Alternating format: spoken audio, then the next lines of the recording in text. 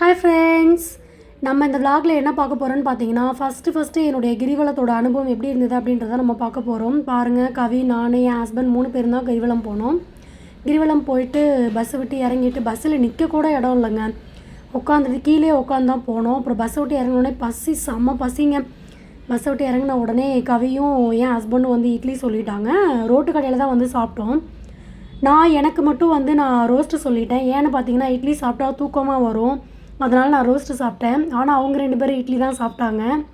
அதுக்கப்புறம் பார்த்திங்கன்னா, கோயிலுக்கு முன்னாடி கொஞ்சம் தூரம் போயிட்டு பூ வாங்கிக்கிட்டோம். பூ வாங்கி நான் கவிக்கு வச்சு விட்டேன். அதுக்கப்புறம் பார்த்திங்கன்னா, கவி எனக்கு வச்சு விட்டாங்க. ஏன்னா நம்ம ஒரு கோயில் அப்படின்னு சொல்லி போகும்போது பெண்களுக்கு பூ அப்படிங்கிறது கொஞ்சம் அவசியம் இல்லையா? அதனால் பூ வாங்கி மாற்றி நாங்கள் வச்சுக்கிட்டோம். ரொம்ப ஹாப்பியாக இருந்தது.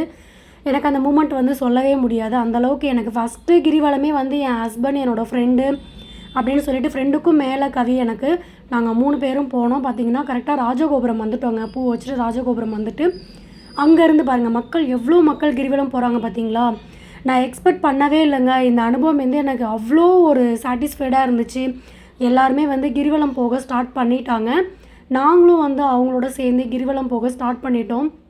அப்படியே கொஞ்சம் தூரம் போயிட்டே இருக்கும்போது ஸ்டார்டிங்லலாம் எனக்கு எந்த ஒரு கால் வலி, பெயின் அதெல்லாம் எதுவுமே தெரியலை. அப்புறம் கொஞ்சம் தூரம் போனதுக்கப்புறமா லேசாக கால் வலிக்க ஆரம்பிச்சது அப்படின்னு சொல்லிட்டு போய் ஒரு சுக்கு டீ, காஃபி அந்த கடையில் போய் உட்காந்தோம்.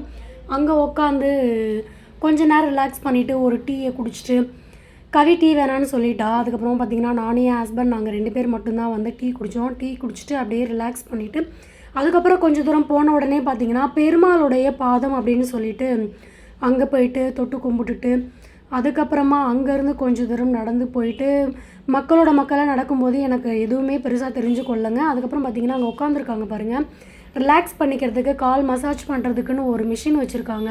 நாங்கள் அங்கெல்லாம் போகலை.